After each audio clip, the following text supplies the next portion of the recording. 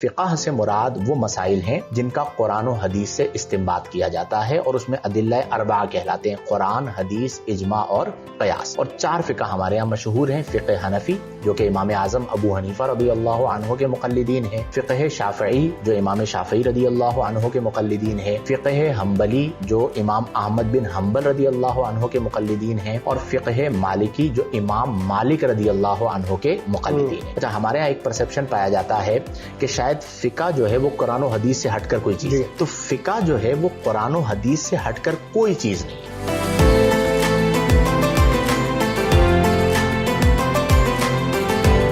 بسم اللہ الرحمن الرحیم۔ لاکھوں کروڑوں درود و سلام آپ صلی اللہ علیہ وسلم اور ان کی آل پر۔ خدائے کائنات کا صد شکر جس نے رمضان جیسا بابرکت مہینہ عطا کیا۔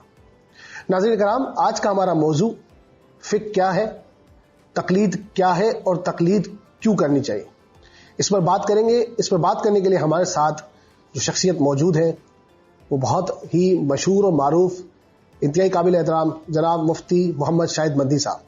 السلام علیکم حضرت، آپ کو خوش آمدید کہتے ہیں۔ وعلیکم السلام، بہت شکریہ۔ مفتی صاحب یہ بتائیں کہ فقہ بیسیکلی کیا ہے، تقلید کیا ہے، فقہ کیا ہے اور یہ کیوں ضروری ہے؟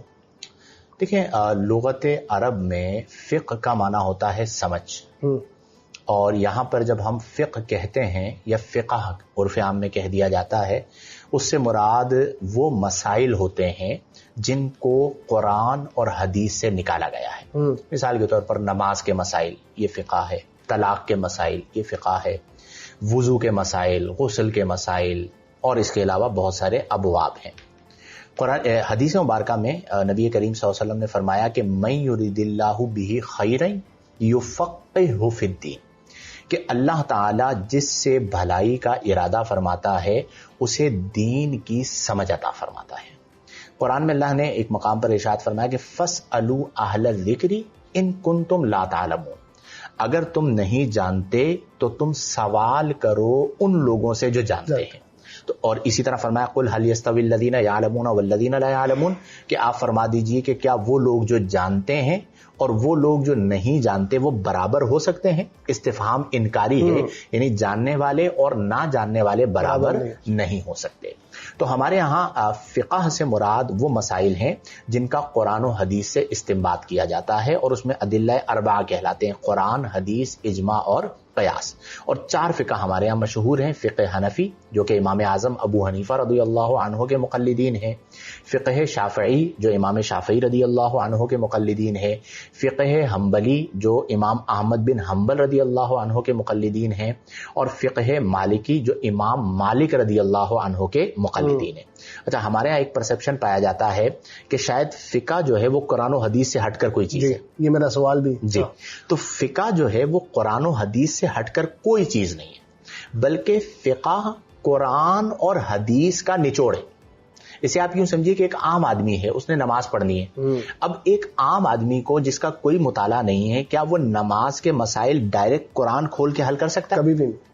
کیا نماز کے مسائل ڈائریکٹ حدیث کھول کے حل کر سکتا ہے؟ نہیں۔ اگر آپ صرف قرآن لے کر بیٹھے ہیں تو آپ فجر کی 2 رکعت، ظہر کی 4 رکعت، عصر کی 4 رکعت، مغرب کی 3 رکعت اور عشاء کی 4 رکعت قرآن سے ثابت کر کے بتائیں، کہیں پر بھی آپ کو نہیں ملے گا۔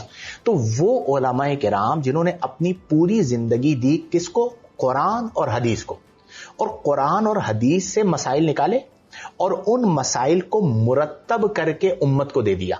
اب امت اس پر عمل کر رہی ہے تو اس پر کیا اعتراض ہے؟ لوگوں کو یوں اغوا کیا جاتا ہے یا گمراہ کیا جاتا ہے کہ آپ فقہ کی بات نہ کریں، آپ قرآن و حدیث کی بات کریں۔ تو یہ جو فقہ آئی ہے، ان سے پوچھا جائے کہ بھئی یہ کہاں سے آئی ہے؟ کسی کے اپنے اقوال تو نہیں ہے۔ جتنی بھی فقہ ہیں، فقہ اربعہ کی اگر میں بات کروں، یہ تمام کی تمام قرآن و حدیث سے نکالی گئی۔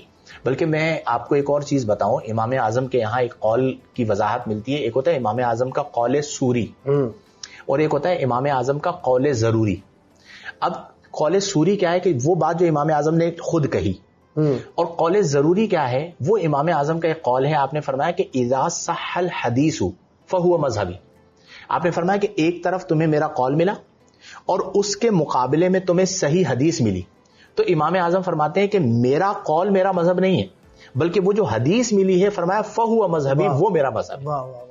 इसका मतलब ये हुआ कि इमाम आजम ने इतनी एहतियात बरती कि अगर मेरे कौल के मुकाबले में हदीस आ जाएगी तो तुम मेरे कौल को नहीं लोगे बल्कि हदीस को लोगे। और इमाम आजम रज़ी अल्लाह अन्हु के जितने भी अक़वाल हैं बिल उमूम उनमें कुरान और हदीस का हवाला मौजूद होता है।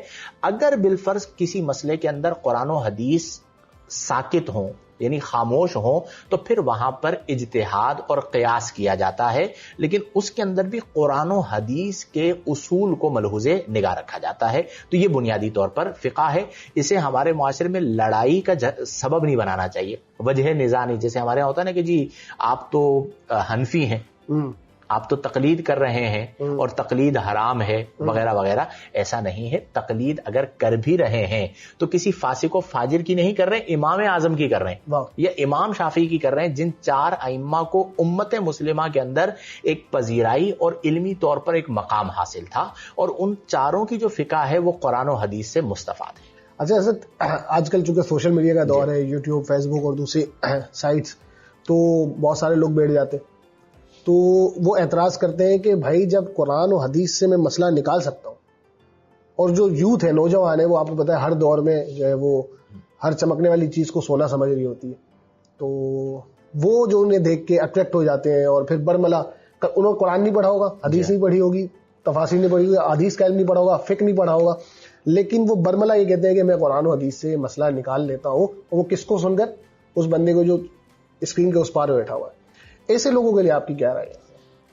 ऐसे लोगों को मैं कहूँगा कि भैया किसी आलिम रब्बानी के पास जाएं, उनकी सोहबत इख्तियार करें, और ये जो आप इतना बड़ा दावा कर रहे हैं ना कि कुरान और हदीस से मैं डायरेक्ट निकाल सकता हूँ, इस दावे की इस्लाह करें।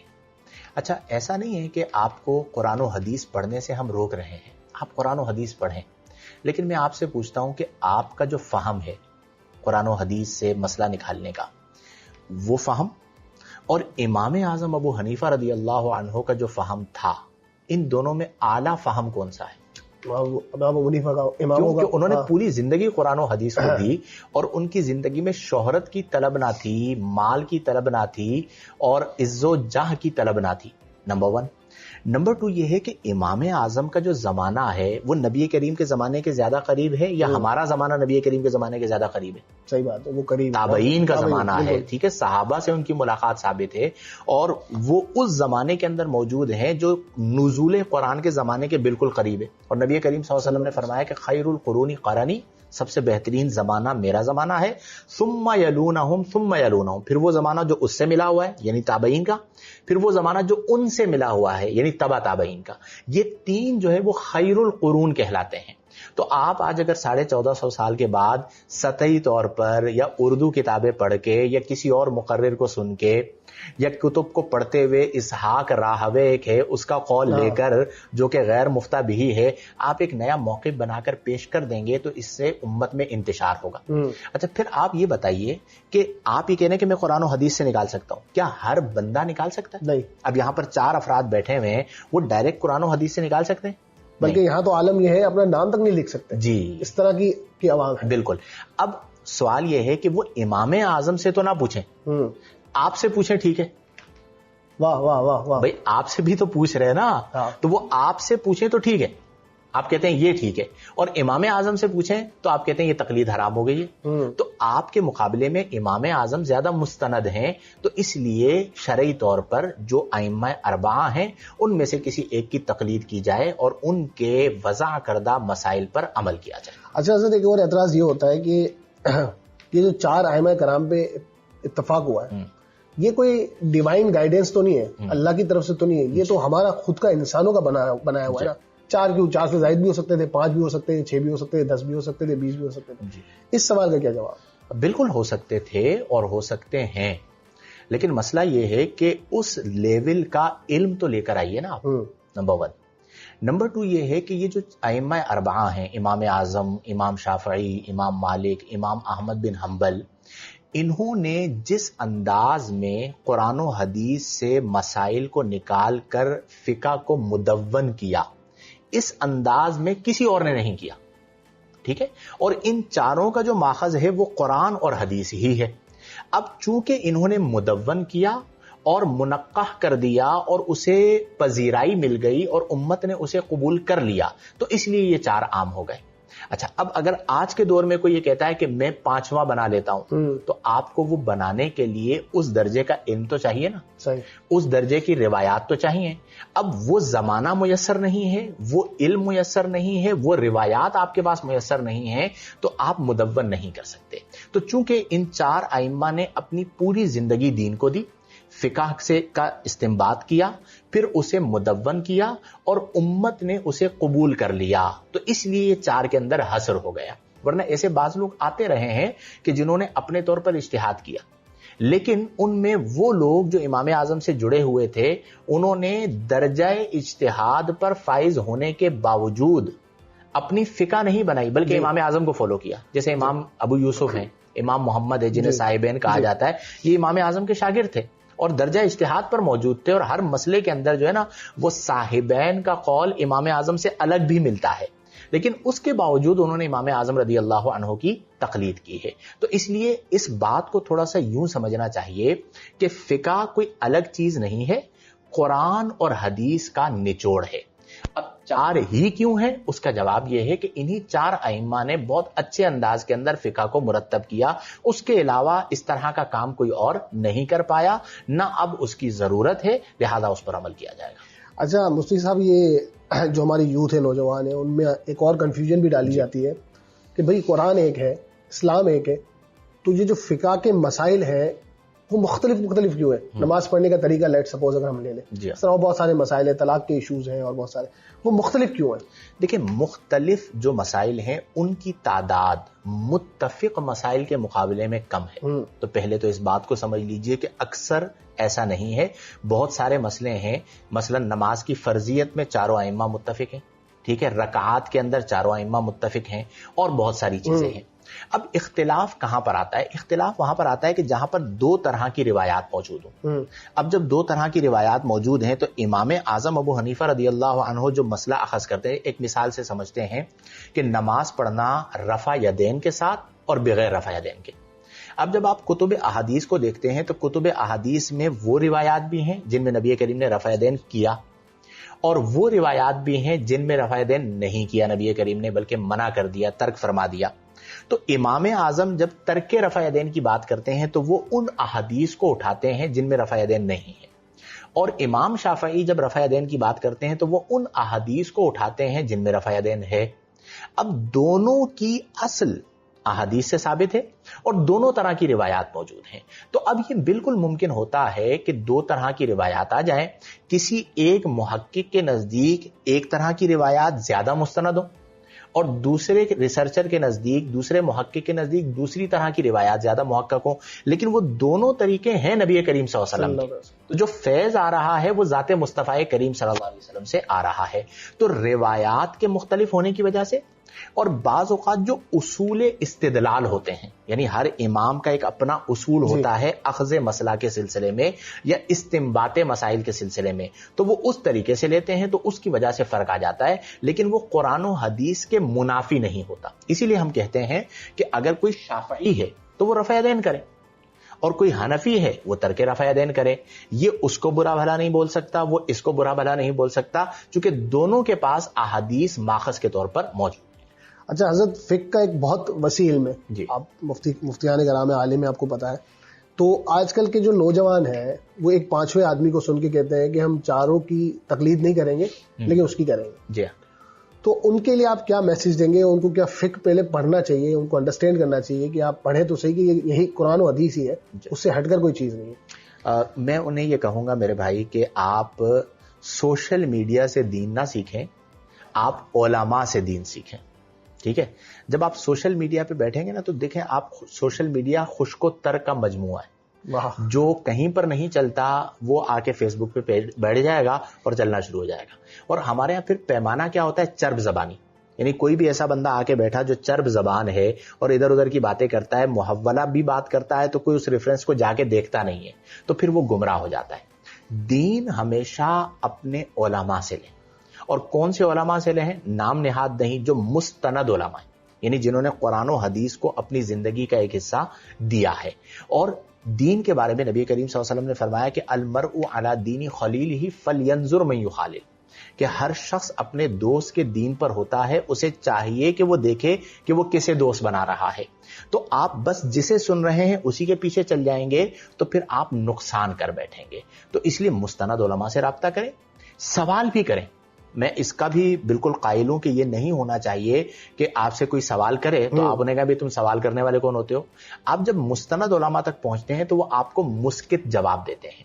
لیکن جب آپ محاذ آرائی کر لیتے ہیں نا کہ آپ اپنے ذہن میں یہ بنا لیتے ہیں کہ میں جسے سن رہا ہوں یہ سپیریئر ہے، ٹھیک ہے، اور اب اس کے مقابلے میں کوئی قرآن بھی پڑھے گا تو میں اسے قبول نہیں کروں گا، یہ والی حرکت ہے کہ جسے ہم تعصب کہتے ہیں. اگر اس نے ایک بات کی ہے اور اس کی بات کے اندر تضاد ثابت ہو جائے تو آپ اسے چھوڑ دیجئے.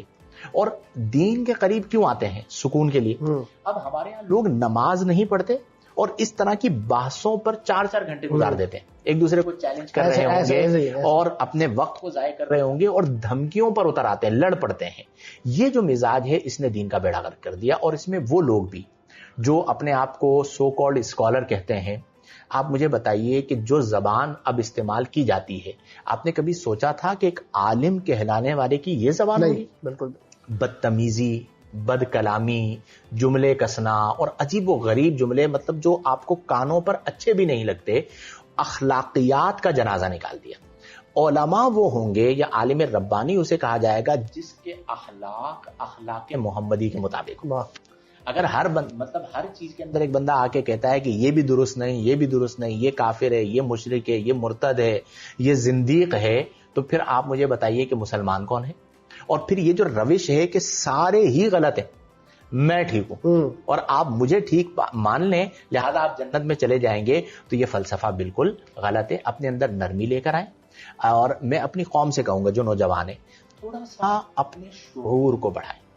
دیکھیں ہماری قوم کے ساتھ لوگ کیوں کھیل رہے ہیں اور یہ جو تماشا لگا ہوا ہے، محاذ آرائی ہوئی ہے، اس کی وجہ کیا ہے کہ ہمارے جو سامعین ہیں، جو ہماری جنریشن ہے، ان کی فہم جو ہے نا وہ ختم ہو چکی ہے.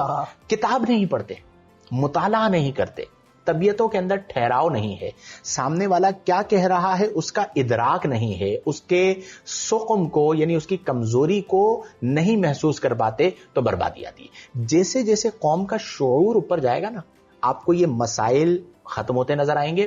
اور باشعور قوم ہو جائے تو بڑے بڑے مداریوں کی دکانیں بند ہو جاتی ہیں. ابھی دکانیں چل رہی ہیں، اس کی وجہ کیا ہے کہ قوم میں شعور نہیں. جس دن قوم میں شعور آ گیا، اور وہ شعور کہاں سے آئے گا؟ قرآن و حدیث سے، کتاب سے، یا محقق علماء کرام کی صحبت سے، تو انشاءاللہ بہتری آ جائے گی. اچھا، آپ نے شعور کی بات کی تو مجھے ایک شعر یاد آ گیا کہ فرشتے سے بہتر ہے انسان ہونا، مگر اس میں محنت لگتی ہے زیادہ. جی. تو یہ جو محنت ہے پڑھنے کی، جستجو جو ہے، یا علماء کرام کے پاس جانے کی، یہ میرا موضوع تھا نہیں لیکن آپ نے بات کی تو میں سوال کر دیتا ہوں. آپ کو نہیں لگتا ایک طرف تو یہ یوتھ ہے، دوسری طرف علماء کرام بھی جو ہے ان میں تکبر آ گیا ہے، اس میں بہت زیادہ جو ہے وہ ایگو، انا، اور وہ رسائی بھی اس طرح کی نہیں ہے جس طرح ہونی چاہیے. اب ظاہر سی بات ہے جب نوجوان، چونکہ ایسی بات ہے نوجوان ہے، خون گرم ہے، ان کو ان کی سطح پہ جا کے نہیں سمجھایا جائے گا تو پھر وہ کہیں اور جائیں گے. کیونکہ میں آپ کو ذاتی طور پہ جانتا ہوں، آپ کی روش ہمیشہ سے یہ رہی ہے کہ آپ نوجوانوں کو ان کے لیول پہ آ کے سمجھاتے ہیں. تو اس بارے میں آپ کی کیا رائے ہے؟ میں ایک بات عرض کرتا ہوں، بڑا اہم سوال آپ نے کیا ہے اور ہمارے طبقے سے متعلق ہے کہ جی علماء میں تکبر آ گیا، یا ان تک رسائی نہیں رہی، یا کوئی سوال کرے اسے ڈانٹ دیتے ہیں. تو سب سے پہلے تو میں وسعت قلبی کے ساتھ اس بات کو ایڈمٹ کرتا ہوں کہ یہ خرابی آئی ہے، اور میں گزارش کر سکتا ہوں معزز علماء کرام سے کہ اپنے انداز کو بدلیں، ورنہ جنریشن جو ہے نا آپ سے دور ہو جائے گی، وہ آپ کے قریب نہیں آئے گی، آپ کو نہیں سنے گی. بعض لوگوں میں یہ چیزیں آئیں جس کا ختم ہونا بہت ضروری ہے. لیکن اس کے ساتھ ساتھ ایک پروپیگنڈا بھی ہے. وہ یہ ہے کہ دیکھیں کسی بھی چیز کو ختم کرنا ہو نا، آپ اس کے ماہرین پر سے اعتماد کو ختم کر دیں، وہ چیز خود بخود ختم ہو جائے گی. اب دین کو آگے کس نے لے کر چلنا ہے؟ ماہرین نے، جو دین کے ماہرین ہیں. اور ماہرین دین کون ہیں؟ وہ علماء ہیں. تو عوام کے اندر ایک سوچ ڈال دی گئی کہ آپ کا اعتماد علماء سے ختم ہو جائے. وہ جب سوچ پنپتی چلی گئی تو ڈسٹینس آتا چلا گیا بٹوین پبلک اینڈ علماء، یعنی عوام اور علماء کے درمیان دوریاں آتی چلی گئی. اس دوریوں کا نقصان ہوا. تو علماء کرام احترام، بلکہ یوں کہہ لیجیے شفقت کا مظاہرہ کریں، اور عوام جو ہے وہ احترام کا مظاہرہ کریں. نقصان کہاں پر ہو رہا ہے کہ جنہیں شفقت کرنی ہے وہ سختی کر رہے ہیں، اور جنہیں احترام کرنا ہے وہ تنقید کر رہے ہیں، اور بدتمیزی بھی کر رہے ہیں، بد کلامی بھی کر رہے ہیں. تو خرابیاں آتی چلی جائیں گی.